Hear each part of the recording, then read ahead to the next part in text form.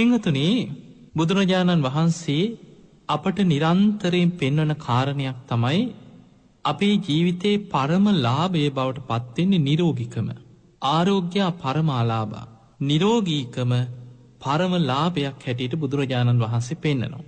හැබැයි හැම දෙනාම උත්සාහ ගන්නේ ලෙඩක් දුකක් නැතුව, කරදරයක් නැතුව, බාධාවක් නැතුව, හිරිහැරයක් නැතුව නිරෝගී සම්පත්තියෙන් ජීවත් වෙන්න හැමෝම කැමතියි.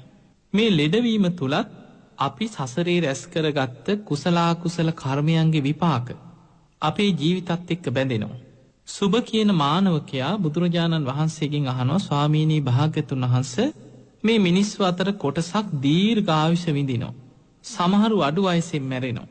කොටසක් උපන්දා ඉඳන්, සමහර දරුවෝ ඉන්න උපන්දා ඉඳන් ලෙඩ රෝග බහුලයි.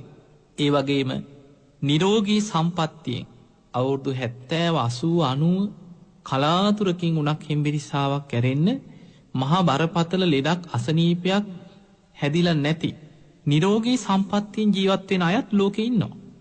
එතකොට මේ වගේ මේ මිනිස්සු අතර වෙනස්කම් ඇති වෙන්න හේතුව මොකක්? මේ අතර දැන් ලෙඩ රෝග පැත්තෙන් ගත්තොත් බුදුරජාණන් වහන්සේ වදාළ සමහරු ඉන්නවා සතුන්ට හිංසා පීඩා කරනවා. ප්‍රාණඝාත නෙමෙයි, ප්‍රාණඝාතයේදී සිදුවෙන්නේ ආයුෂ අඩුවීම. ප්‍රාණඝාත ආදී අකුසල් කරපු කෙනා උපෝපං ආත්ම භාවවල ආයුෂ අඩුවෙන් උපදිනවා. හැබැයි බුදුරජාණන් වහන්සේ වදාළ සමහරු ඉන්නවා සත්තු මරන්නේ නැතත් හිංසා කරනවා. සතුන්ට ගහනවා, වද දෙනවා, පුච්චනවා. සමහර වෙලාවට පොඩි සත්තු අල්ලගෙන අනුපණු කඩනවා.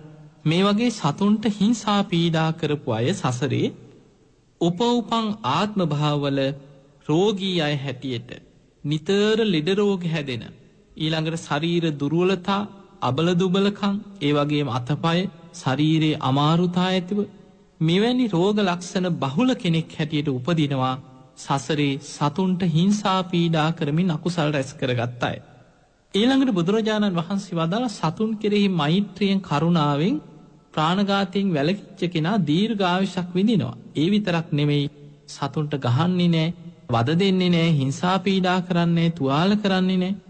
මේ වගේ සතුන්ට හිංසා පීඩා නොකර සත්‍යයන් ගැන බොහෝම මෛත්‍රියෙන් කරුණාවෙන්, සතුන් ගැන බොහෝම මෛත්‍රී සහගත චේතනාවකින් කටයුතු කරපු අය. ඒ වගේම මිනිස්යන් ගැන පවා ලෙඩක් දුකක් කරදරයක් වෙච්ච වෙලාවක බෙහෙත් හේත් පූජා කරලා, ඒ අයට අපෝපස්ථාන කරලා, ප්‍රතිකාර කරලා මෙවැනි විදිහට පින්කම් කරගත් අය සසරේ උපෝපං ආත්ම භාවවල නිරෝගී සම්පත්තිය ලබනවා කියලා බුදුරජාණන් වහන්සේ පෙන්නනවා. එහෙමනම් අපිට නිරෝගී සම්පත්තිය ලබන්න නම් ආරෝග්‍ය පරමාලාභා, මේ ලෝකේ පරම ලාභයක් හැටියට බුදුරජාණන් වහන්සේ දේශනා කරපු නිරෝගී සම්පත්තිය ලබන්න නම් අපි සතුන් ගැන මෛත්‍රී කරුණාව පුරුදු කරගන්නට ඕන. ඒ වගේම සත්ත්ව හිංසනයෙන් වළකින්නට ඕන. මිනිස්යන් ගැන පවා බොහොම කාරුණික හිතකින් ලෙඩක් දුකක් කරදරයක් අනතුරක් වෙච්ච වෙලාවක බොහොම කරුණාවෙන් මෛත්‍රියෙන් ඒ අයට අපෝපස්ථාන කරන්න, බෙහෙත් හේත් කරන්න, උදව් උපකාර කරන්න අපි ඉදිරිපත් වෙනවා නම් ඒ පින අපිට සසරේ උපෝපං ආත්ම භාවවල නිරෝගී සම්පත්තිය පිණිස උපකාර වෙනවා.